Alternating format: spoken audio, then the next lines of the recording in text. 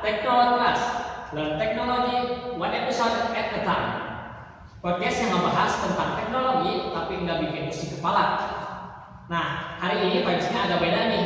Kita bakal mengulik satu mata ajaib yang bikin karakter game kalian tuh jadi pintar, terus juga Google Map kalian nggak nyasar. Di sini tentunya aku nggak sendirian, aku ditemenin sama Mas punya Kodi. Di sini ada Mas Galang. Apa kabar Mas? Halo teman-teman semuanya, bisa aja deh Mas Iqbal. Alhamdulillah kabarnya pasti baik banget lah pastinya ya. Oke, sebelum kita deep dive nih, kita samain dulu frekuensi. Jadi kan algoritma itu tuh sebenarnya cuma langkah-langkah buat nyelesain masalah ya. Tapi kalau di tongkrongan IT, si algoritma ini dianggap sebagai otak yang ada di balik layar, iya nggak sih? Betul sih, benar banget. Jadi misal gini deh, bayangin ya Mas, misal mau masak mie instan, nah langkah-langkah dari kita buka bungkusnya sampai si mie instan itu siap saji siap kontak gitu ya. Nah itu namanya algoritma. Nah di dunia komputer atau di ranah kita gitu ya, kita butuh algoritma ini buat bikin sistem biar kerjanya efisien. Nah tapi efisiensi ini maksudnya si sistem itu harus bisa hemat waktu, hemat research, dan juga pasti hasilnya harus lebih akurat kayak gitu. Oke, untuk topik kali ini tuh kita bakal spesifik banget nih, yaitu kita bakal mengupas tuntas terkait algoritma A-star. Nah, jujur nih, nama algoritmanya itu kayak nilai idaman banget gak sih? Ya. A-star atau A bintang. Nah, sebenarnya makhluk apa sih si A-star ini? Ya udah banget tadi kayak nilai rapat kita nanti semester pengen A semua gitu ya. Oke, jadi sebenarnya gini ya teman-teman. Si A-star ini adalah sebuah algoritma pencarian jalur sebenarnya, kita sebutnya pathfinding. Nah, si algoritma A-star ini masuk ke pathfinding yang paling populer dan juga dia disebut algoritma pathfinding yang paling cerdas saat ini. Yaitu kalau misalnya kita kulik-kulik lagi gitu ya, taruh ke belakang, dia itu adalah sebuah algoritma yang merupakan gabungan dari dua algoritma, yang satu Dijkstra, yang satunya lagi Greedy. Nah, si Dijkstra di sini itu kan dia punya fungsi yang teliti banget. Nah, terus yang Greedy itu kan kita sering bilangnya algoritma apa ya? Algoritma rakus gitu ya, algoritma tamak misalnya. Nah, tapi di Dijkstra ini si Greedy-nya maksud si tamaknya adalah pengen cepat sampai kayak gitu. Waduh, berarti kayak digabung gitu kayak jurus ya. Cara kerjanya gimana tuh biar para pendengar kita tuh jadi kebayang lah.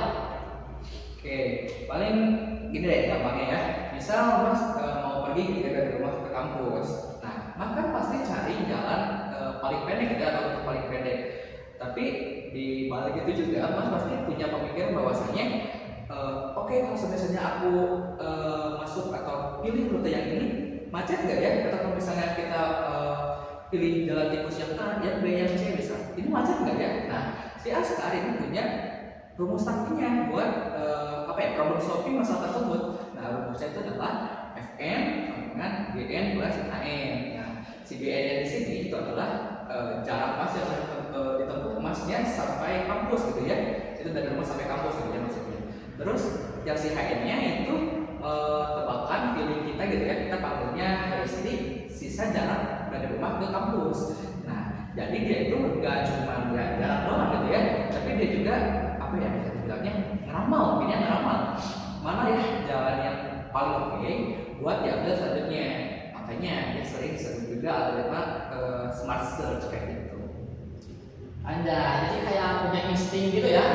Betul. Keren sih. Biar makin nempel di otak nih.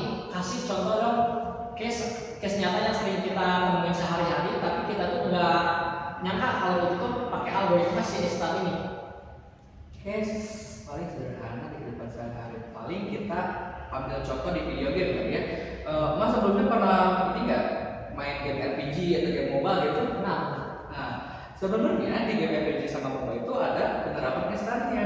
Misal Mas gini ya, gerakan analog atau mungkin joysticknya gitu ya, ke kiri ke kanan atau ya pokoknya arah si hero-nya gitu.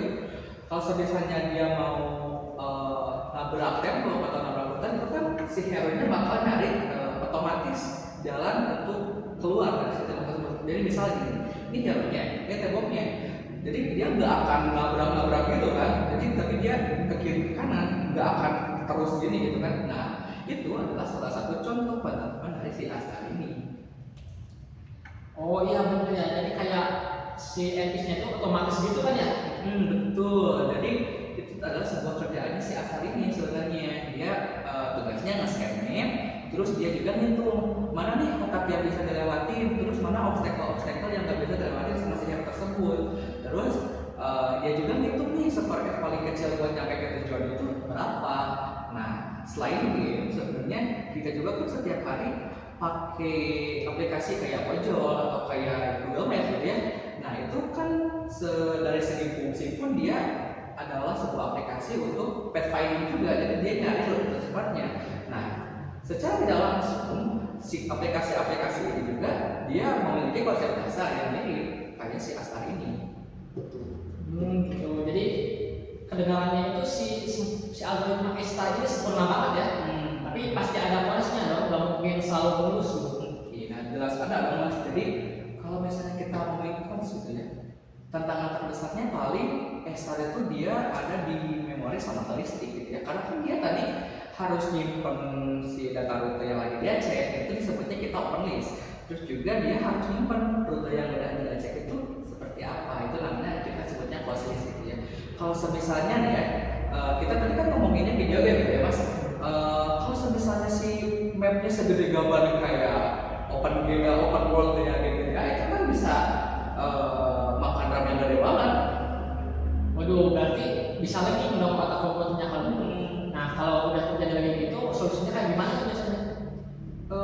Solusinya paling kita harus pinter gitu ya, nyari isi heuristiknya itu seperti apa.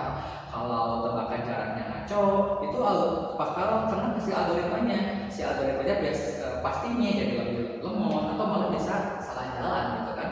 Terus juga kalau misalnya teman-teman sudah bisa expert gitu ya, itu bisa diakal pakai variasi lain kayak namanya itu AIE atau Interactive Reasoning A, biar lebih hemat memori gitu ya.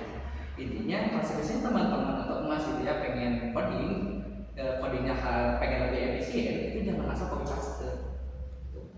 Nah kalau buat teman-teman mahasiswa nih atau misalkan orang-orang yang mau belajar coding, ada nggak sih cheat sheet atau tips and trick buat mereka biar jago si algoritma Astar ini?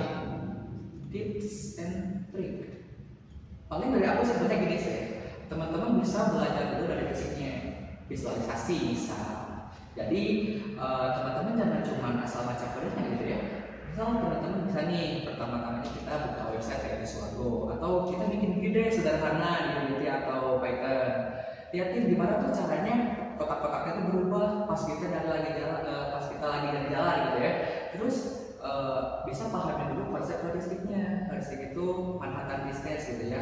Yang Manhattan distance versus Euclidean distance gitu ya. Itulah itu agak susah ya ngomong istilahnya. Terus kalau masalah teman-teman yang lagi dengar udah paham gitu jadi seperti apa, sebetulnya terapin Astar itu bakal serasa kayak main puzzle kok, itu bakal seru banget lah pokoknya. Oke, kayak gitu ya.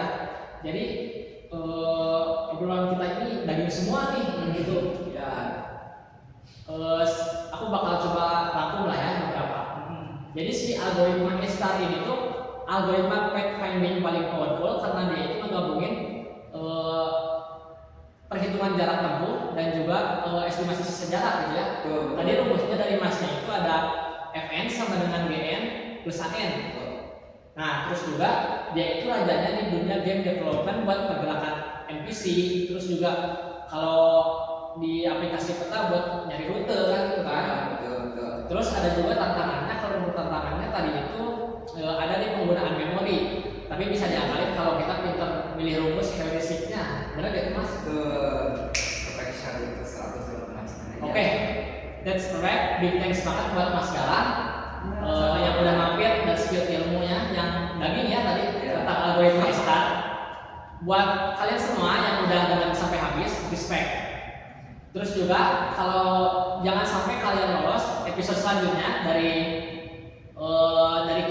kita bakal bahas algoritma yang terkenal itu disebutnya itu sebagai si paling hemat gitu, yaitu uniform cost search gitu. Kalau si Astar tadi itu pintar nebak jalan ya, kalau si UCS ini jago nyari rute dengan biaya paling rendah gitu.